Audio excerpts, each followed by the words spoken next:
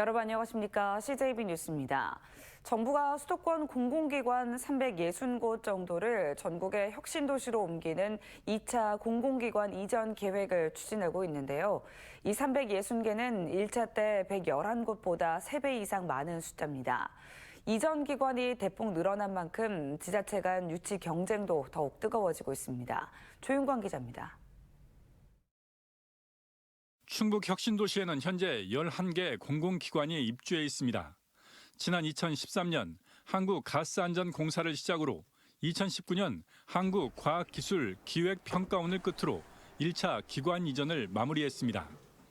예전에는 정말 아무것도 없는 허허벌판인데 지금은 영화관도 생기고 아파트도 많이 들어서고 이제 체육센터도 생겨가지고 많이 좋아진 것 같습니다. 정부 방침에 따라 수도권 공공기관 2차 이전이 추진됩니다. 정부는 1차 때 111곳보다 3배 이상 많은 360곳가량을 수도권에서 지방으로 내려보낸다는 계획입니다. 충청북도는 이 중 32곳을 유치하겠다는 목표를 세웠습니다. 1차 때 유치한 11곳보다 역시 3배 많은 숫자입니다. 규모가 커진 만큼 지자체 간에는 우량 기관을 유치하기 위한 경쟁도 더욱 치열해지고 있습니다. 대전시는 24개 중점 유치기관의 명칭을 외부에 노출하지 않으며 유치전을 준비하고 있고 1차 공공기관 이전에서 배제된 충남은 우선 선택권제를 주장하고 있습니다. 이런 가운데 엄태영 의원은 공공기관 이전 대상지를 비혁신도시로 확대해야 한다는 내용의 혁신도시 특별법 개정안을 대표 발의했습니다. 거대 공기업 같은 경우라든가 또 매출액이 크거나 예산 규모가 큰 기업은 서로 공공기관을 그 지역에서 가져가려고 하기 때문에 충청북도는 다음 달 유치 논리 개발을 위한 연구 용역을 발주하고 2일에는 첫 국회 토론회를 열어 본격적인 공공기관 유치 경쟁에 뛰어듭니다. CJB 조윤광입니다. 청년들이 지역에서 일자리를 잘 찾지 못하고 그러다 보니 수도권으로 옮겨 기회를 찾는 악순환이 계속되고 있죠.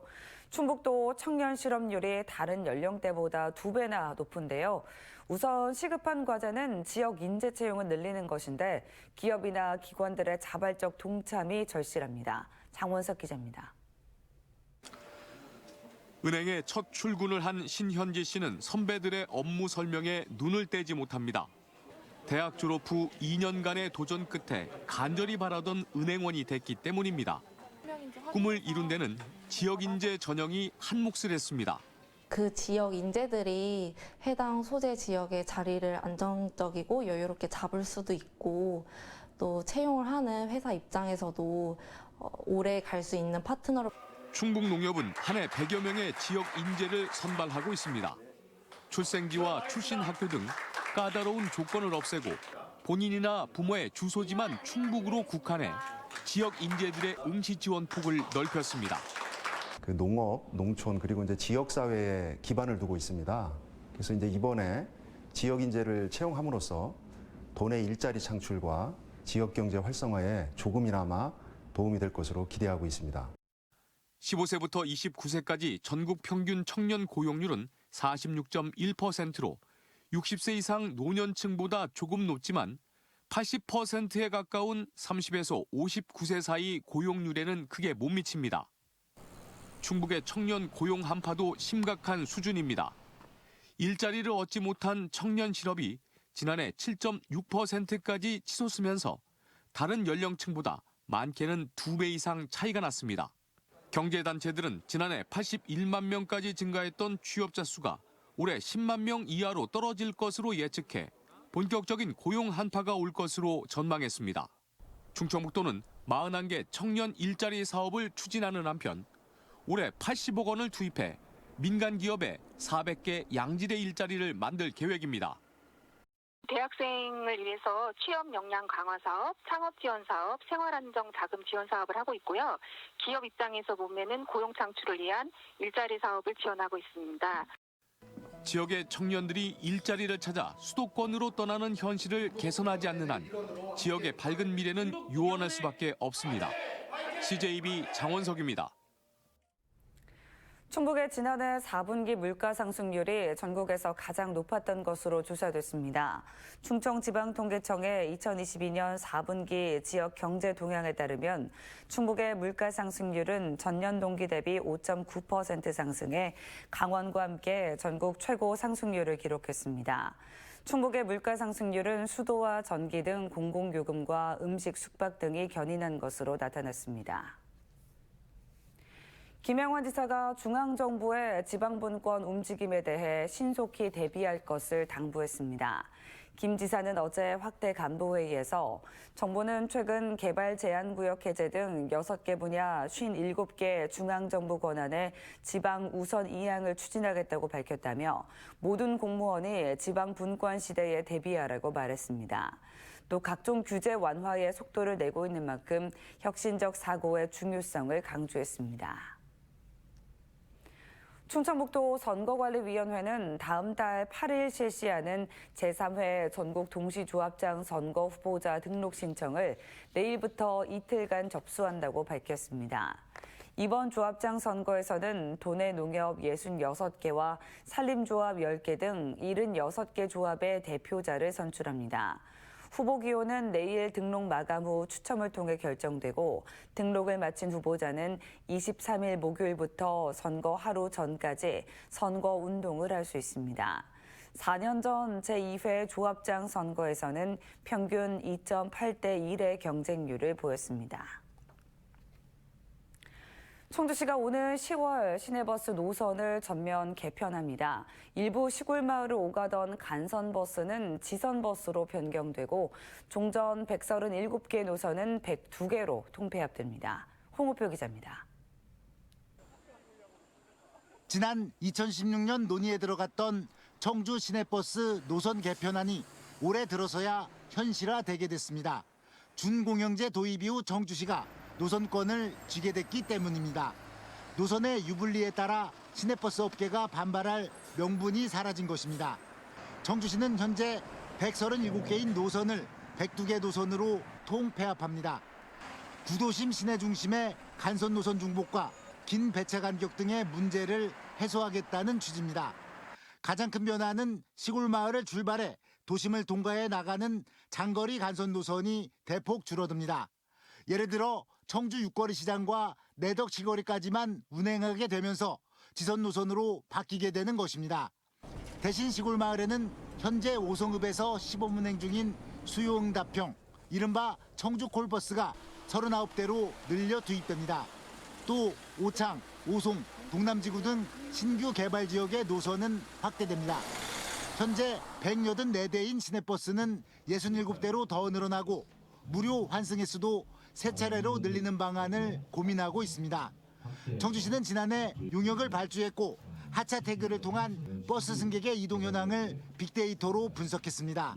다양하고 폭넓게 의견 수렴을 지금 하도록 하고 있는데 문면동까지 우리 시민들한테 정확한 개편안을 설명을 드리고 그 의견을 받도록 하겠습니다. 오는 10월 16년 만에 청주 시내버스 노선이 전면 개편되는 가운데 시행 초기 이에 따른 시민들의 혼란을 최소화하는 게 과제로 남아 있습니다. CJB 홍우표입니다. 거리두기 해제 이후 대학가도 코로나19 이전의 모습을 회복하고 있습니다. 4년 만에 대면 입학식에서 만난 학생들은 선후배할 것 없이 반가움과 설렘을 나눴습니다. 진기훈 기자입니다. 대학교 강의실에서 신입생 오리엔테이션이 한창입니다.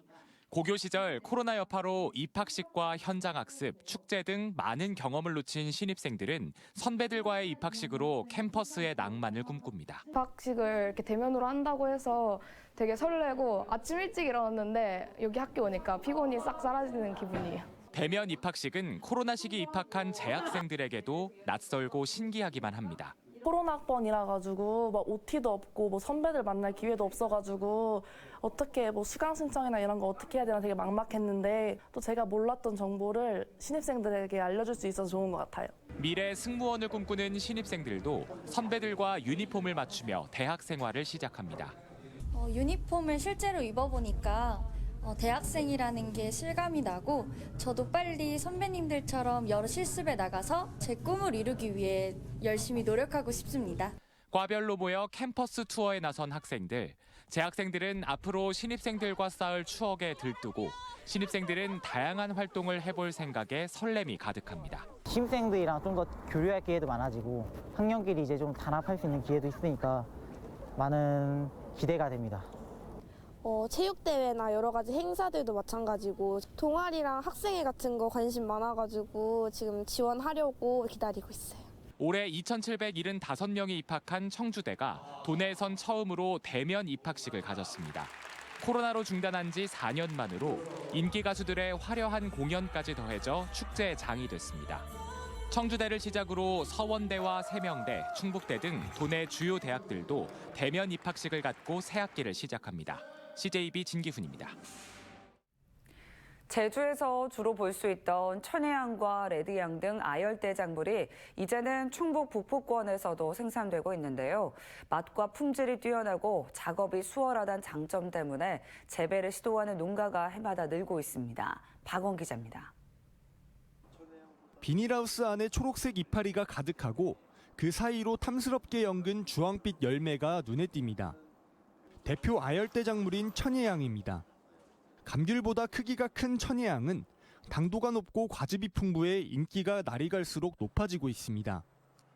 제천시 농업기술센터는 지난 2016년부터 기후변화에 대비해 만감류 품질 개발을 위한 연구를 진행하고 있습니다.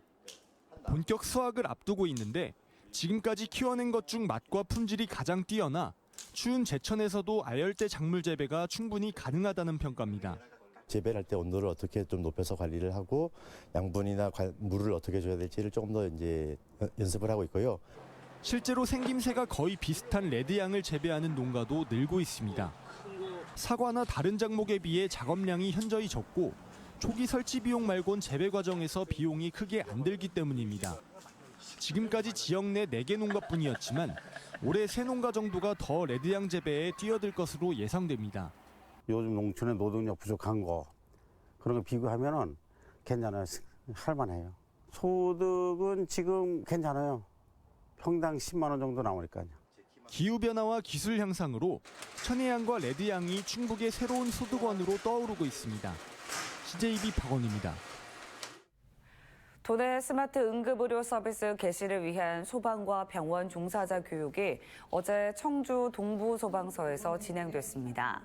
충청북도가 국토부의 스마트시티 챌린지 사업으로 추진 중인 스마트 응급의료 서비스 사업은 응급환자 발생 시 출동과 진료가 동시에 이루어지도록 구급 현장과 119 상황실 그리고 병원을 연결하는 것입니다. 응급환자의 골든타임 확보에 도움이 될 스마트 응급의료 시스템은 다음 달 16일부터 가동됩니다. 충청북도 교육청은 어제 튀르키예와 시리아를 돕는 데 작은 정성을 보탠다며 성금 390만 원 상당을 대한적십자사 충북지사에 전달했습니다. 이번 성금은 진도 7.8의 강진으로 삶의 터전을 잃은 튀르키예와 시리아 국민들을 돕기 위해 도교육청이 지난주 모금운동을 통해 마련한 것입니다. 푼밭축제 등 음성군의 대표 축제 일정이 확정됐습니다. 음성군은 최근 축제 추진위원회를 열고 푼밭축제는 5월 17일에서 21일, 명작 페스티벌은 9월 21일에서 24일, 설성문화제는 10월 12일에서 15일에 열기로 했다고 밝혔습니다. 지난해 3년 만에 대면 행사로 열린 음성 푼밭축제는 음성읍 설성공원 일원에서, 농산물 축제인 음성 명작 페스티벌은 금왕읍 금빛 근린공원에서 개최됩니다.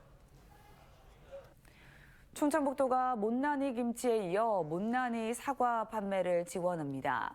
오는 24일 농협유통 청주점을 통해 판매되는 못난이 사과는 총 2.5톤으로 가격은 5kg당 9,900원입니다. 충청북도는 상처거나 팔지 못하는 농산물의 판로 확대를 위해 어쩌다 못난이와 착한 못난이 등 상표 등록을 출원한 상태입니다. 이상으로 CJB 뉴스를 마칩니다. 고맙습니다.